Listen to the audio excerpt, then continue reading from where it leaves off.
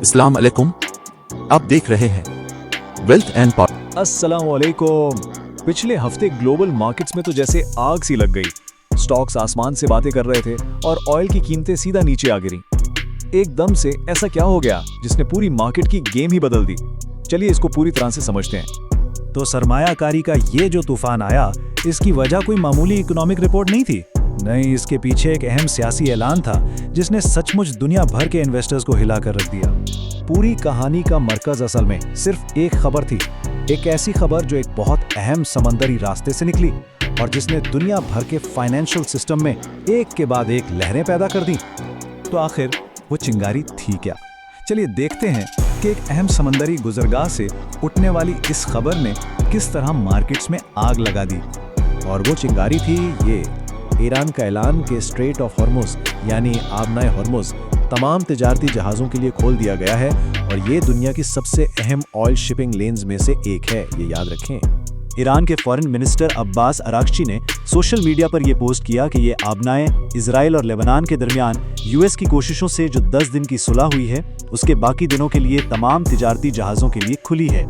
इस खबर को और भी ज्यादा वजन उस वक्त मिला जब साबिक अमरीकी सदर डोनाल्ड ट्रंप ने भी सोशल मीडिया पर इसकी तस्दीक कर दी। तो ये एक बिल्कुल साफ इशारा था कि इस इलाके में सियासी कशीदगी कम हो रही है। अब देखते हैं कि इस खबर के फौरी धमाका खेज असरात क्या हुए। ये आग मार्केट्स में आखिर फैली कैसे? Step by step. इस चेन रिएक्शन की पहली कड़ी तेल की कीमतें। जैसे ही ये अहम शिपिंग लेन खुली, सप्लाई रुकने का डर खत्म हो गया और इसका फौरी असर क्रूड ऑयल की कीमतें सीधा 9% नीचे आ गईं। ये एक जबरदस्त कमी थी और ऑयल की कीमतों में इस कमी का स्टॉक मार्केट्स ने फौरन जश्न मनाया। क्यों? क्योंकि कम एनर्जी कॉस्ट का मतलब है कंपनियों के लिए कम खर्चे और लोगों के पास खर्च करने के लिए ज्यादा पैसा। बस इसी बेहतरी के एहसास ने इन्वेस्टर्स का कॉन्फिडेंस बढ़ाया और डाउ जोन्स एक ही दिन में 860 पॉइंट्स ऊपर चला गया। और ये सिर्फ एक दिन की कहानी नहीं थी। S&P 500 और नेस्डैक रिकॉर्ड बुलंदियों पर बंद हुए। ये 2020 के बाद से अहम इंडेक्सेस के लिए बेहतरीन 3 हफ्ते की दौड़ थी और नेस्डैक ने तो 1992 के बाद अपनी सबसे लंबी जीत का सिलसिला रिकॉर्ड किया। वाकई एक तारीखी रैली थी ये। अच्छा, बातें इस कहानी के एक दिलचस्प मोड़ पर। इतनी सारी अच्छी खबरों के बीच यूएस डॉलर, जिसे आमतौर पर मजबूती की निशानी समझा जाता है, वो क्यों गिर गया? इसे समझने के लिए सेफ हेवन एसेट का कॉन्सेप्ट समझना जरूरी है। सोचें, ये वो एसेट्स होते हैं जिनमें सरमायाकार मार्केट में उतार चढ़ाव के वक्त पनाह लेते हैं, बिल्कुल तूफान में एक महफूज पनाहगाह की तरह। देखें, इसका सीधा ताल्लुक सरमायाकारों की रिस्क एपेटाइट से है। जब मार्केट में डर का माहौल होता है तो सब भागकर यूएस डॉलर जैसी सेफ करेंसी में पनाह लेते हैं। नतीजा, डॉलर की कीमत ऊपर चली जाती है। लेकिन जैसे ही माहौल बेहतर होता है, एतमाद वापस आता है, तो वही सरमायाकार उस सेफ हाउस से निकलकर स्टॉक्स जैसी चीजों में पैसा लगाते हैं जहां रिस्क ज्यादा है लेकिन मुनाफा भी। तो इस चक्कर में वो डॉलर बेचते हैं और उसकी कीमत बिल्कुल नीचे आ जाती है। और सरमायाकार के जज्बात में इस तब्दीली का हकीकी असर ये हुआ कि यूएस डॉलर इंडेक्स 7 हफ्तों की अपनी सबसे निचली सतह पर आ गया।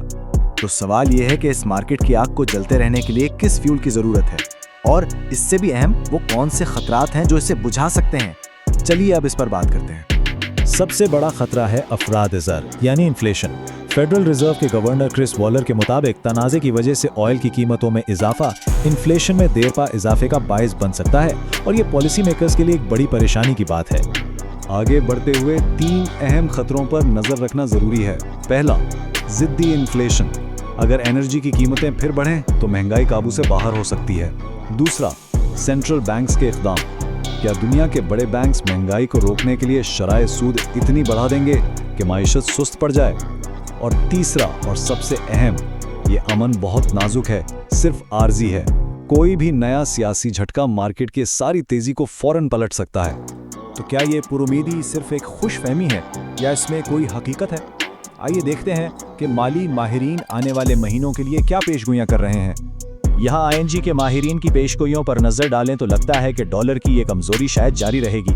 वो तवक्को कर रहे हैं कि अगले 12 महीनों में यूरो डॉलर के मुकाबले में 1.17 से बढ़कर 1.20 तक जा सकता है।